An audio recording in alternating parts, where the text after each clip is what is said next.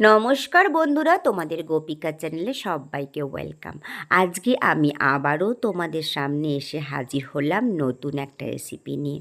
আজকে আমি বানাতে চলেছি সুজি আর দুধ দিয়ে একটা মজার মিষ্টি। তো এই মিষ্টিটা বানানোর জন্য আমি কড়াইতে 1 কাপের মতো দুধ দিয়েছি। দুধটা আমি একটু ভালো করে 2-3 মিনিট ফুটিয়ে নেব। দুধটাকে কন্টিনিউ নাড়তে হবে। দুধের মধ্যে কিন্তু কোনো সর জমা চলবে না। তো দুধটাকে এভাবে কন্টিনিউ 2-3 মিনিট ধরে জাল দিয়ে নিতে হবে। দুধটা আমার কিন্তু জাল দেওয়া ছিল, আমি আরেকবার ভালো করে জাল দিয়ে নিচ্ছি 2-3 মিনিট। 2-3 মিনিট এভাবে জাল দেওয়ার পর আমি যে কাপ মেপে আমি দুধ ব্যবহার করেছি সেই কাপ মেপে আমি 1/2 কাপ ছোট দানার সুজিটা আমি এখানে ব্যবহার করেছি। 1/2 কাপের মতো দুধের মধ্যে সুজি আমি মিশিয়ে নিলাম। সুজিটা মেশানোর পর আমি ভালো করে আবারও একটু নেড়েচেড়ে নেব।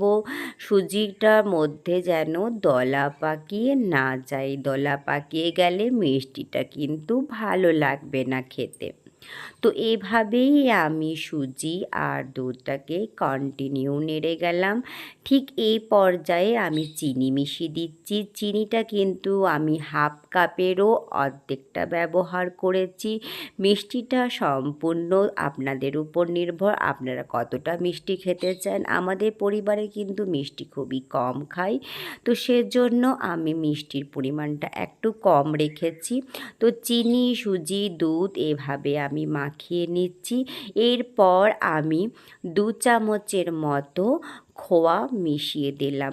তোমরা খোয়ার জায়গায় কিন্তু শুকনো নারকেলের পাউডারও 2 চামচের মতো মেশাতে পারো।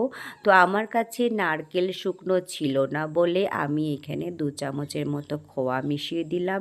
খোয়া মেশানোর পর যে কাপ মেপে আমি কিন্তু দুধ নিয়েছিলাম সেই কাপ মেপে 1/2 কাপের মতো পাউডার দুধ আমি মিশিয়ে নিচ্ছি। পাউডার দুধটাকে দিয়ে ভালো করে নাড়াচাড়া করতে হবে, আর গ্যাসটা কিন্তু একদমই লো আঁচে থাকবে। এভাবে আমি কিন্তু পুরো মিশ্রণটাকে নাড়তে থাকবো।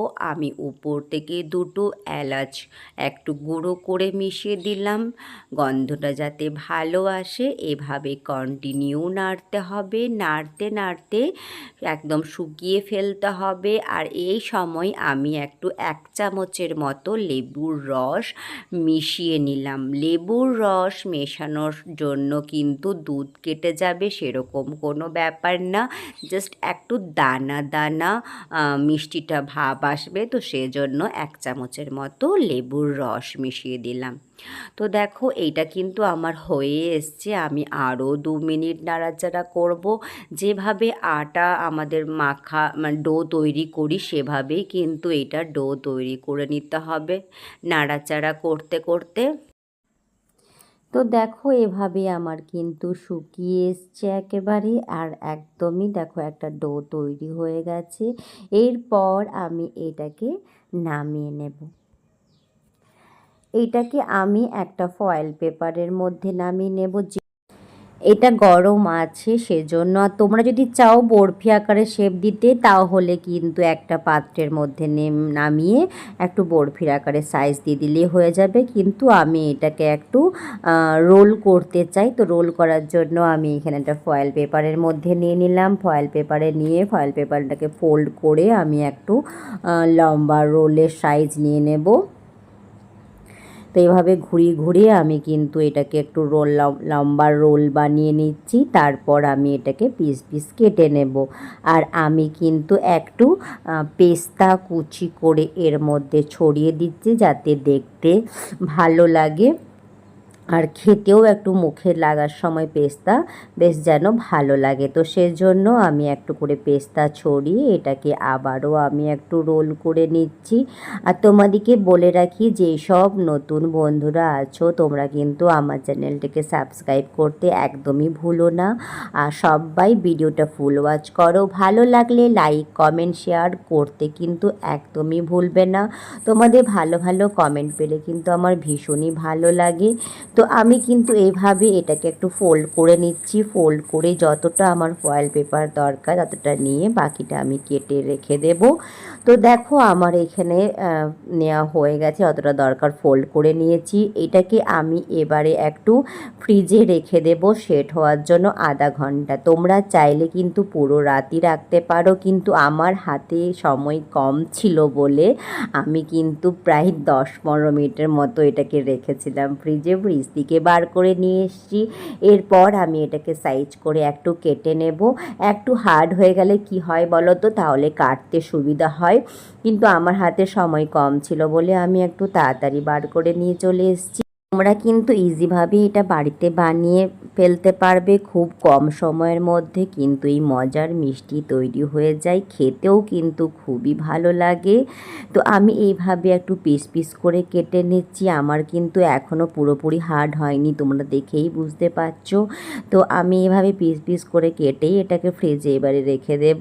শুধু তোমাদেরকে দেখানোর জন্য আমি তাড়াতাড়ি করে বার করে নিয়েছিলাম। এভাবে আমি একটা একটা করে পিস পিস করে কেটে নিচ্ছি। আর এই মিষ্টিটা কিন্তু আমার মেয়ের আর আমার হাজব্যান্ডের ভীষণই পছন্দ হয়েছিল। তো এভাবে তোমরা কিন্তু ঝটপট করে বানিয়ে ফেলতে পারো সুজি আর দুধ দিয়ে এই অসাধারণ মজার মিষ্টি। তো তোমাদের কেমন লাগলো আজকের আমার এই রেসিপি অবশ্যই কিন্তু কমেন্ট সেকশনে জানিও। তোমরা সবাই ভালো থাকবে, সুস্থ থাকবে। আমি ভিডিওটা এখানেই শেষ করছি। আর দেখো তোমাদের সামনে আমি একটা মিষ্টি ভেঙেও দেখালাম, কি সুন্দর হয়েছে। আর এলাচের গুঁড়ো দেওয়ার জন্য গন্ধটাও খুব সুন্দর বেরিয়েছে, উপর থেকে পেস্তা দেওয়ার জন্য দেখো দেখতেও খুব সুন্দর লাগছে। তো তোমরাও অবশ্যই একবার বানিয়েও দেখো, আর আমাকে কিন্তু কমেন্টে জানিও কেমন লেগেছিল খেতে। তো সবাই ভালো থেকো, সুস্থ থেকো। আমি এইখানেই বিদায় নিলাম তোমাদের কাছে। আর তোমরা কিন্তু আমার চ্যানেলটাকে ফলো করতে থাকবে নেক্সট রেসিপির জন্য। ততক্ষণে টাটা।